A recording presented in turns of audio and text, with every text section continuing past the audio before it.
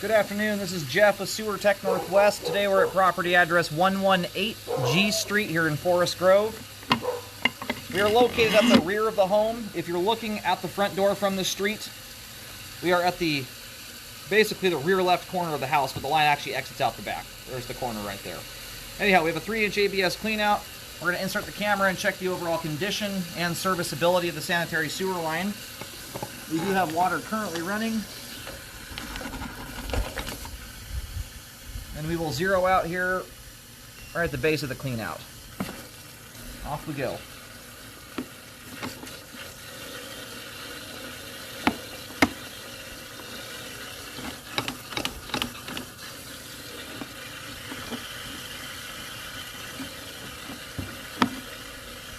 Line's making a transition here over to 3034 PVC pipe. That would be 4-inch diameter. What's right up ahead here is the main lateral connection here at about 20 feet. Nice short sewer line. The shorter the better. This line's so short, when you flush your toilet, everything will go to the main lateral pretty much in one flush. That's not the case for most homes. Now we're going to let the line drain out for a moment while we go locate the terminus. We'll get a better view of everything as we come back.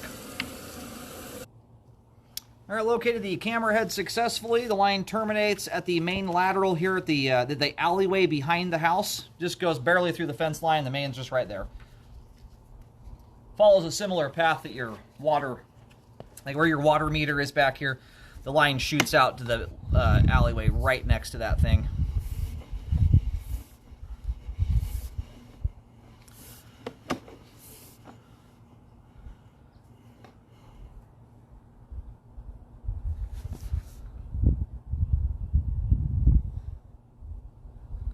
Now this joint here, I think your joint might be separated here. I'm looking at a gap between those two pieces of pipe there. And I don't know if that's duck butter that I'm looking at. These line's so new, it's a grease substance used when you push two pieces of pipe together.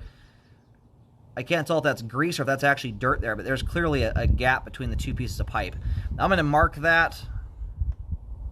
It's possible it just slipped a little bit off the Fernco. But there's certainly a gap between those two pieces of pipe there. And it's possible what we're looking at is not dirt. It could also be grease, and it could also be dirt that when they shoved the pieces of pipe together, just picked a little dirt up in the process. The joint may very well be sealed off from the ground. What I'm going to do here,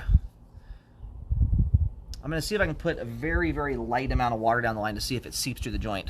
Once you put too much water in the line, it just runs right over the joint. You won't notice anything. All right, I'm going to try and put some water down the line. Either way, I'm tempted just to recommend a repair on it and make sure that thing's buttoned up properly. I'm putting some very light water flow down the line. We'll see if it jumps the joint. The hard part is if you do have an open joint, it's cruising over the top of it. My concern, though, is as new as this house is here, if it's already slipped, it may continue to do that. The water is shooting over the top, and joints like this, when you're pitched at a hard angle like this, versus a flat line where the water's moving a little slower, sometimes it's harder to catch that. Once enough water's gone through the line, if the joint is truly open to the ground will only accept so much water in through it before it just gets saturated and it stops accepting water. So I'm going to locate this. Again, the line, it may very well be sealed off there. The Fernco may be still in place. I can see a clear gap between the two pieces of pipe there. And with the brown substance in there, my concern is that that's dirt that's migrated through the separated joint. All right, I put a white X marking down just a couple feet away from the water meter. It's only dirt here to dig up. I'm getting between 2'10" and 3 feet deep there. But I do recommend a spot repair to tighten that joint up.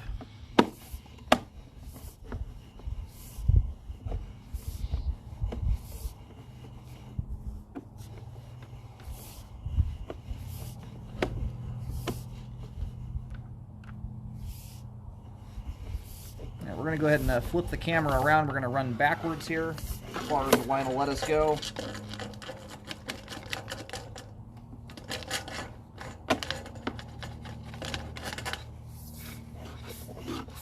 At this point, we've entered into the crawl space area. And that's about as far as we can go there. We're going up a vertical pipe at that point. But we made it into the crawl space. We've covered all the main line on the exterior. Now, aside from that one joint there, which again is somewhat of a question mark, the line is so new that it makes it a little bit more difficult to look for the obvious signs a joint is open. You get a grease substance in the line there where they push pieces of pipe together that can mimic that same look. But with the spacing there, you've got about it's anywhere from a half to an inch wide gap in the joint. And you do have a rubber Fernco, which is a rubber sleeve around the outside of the pipe joining it together. Those can allow for some slippage without separating and opening up to the ground. But as new as this place is here, I'd like to just see that dug up and tightened up there. I don't know if that is the result of settling occurring. And if it has settled and caused that, there's the chance it could continue to settle and separate more. As it sits right now, just based on the water flow, the water was cruising over that joint fairly well there. But the line is also pitched at a very hard angle, which is going to allow that water to shoot over the joint much easier than if it were flat. So it still could be open to the ground.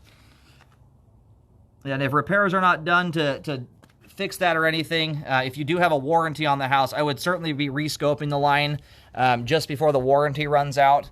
That's to give the line long enough here to get some usage on it. You'll have might get a better view at that point in time with some more obvious signs as to whether that's open to the ground or not. Aside from that one spot there, the rest of the line is in good condition, has good flow and is functioning properly at this time.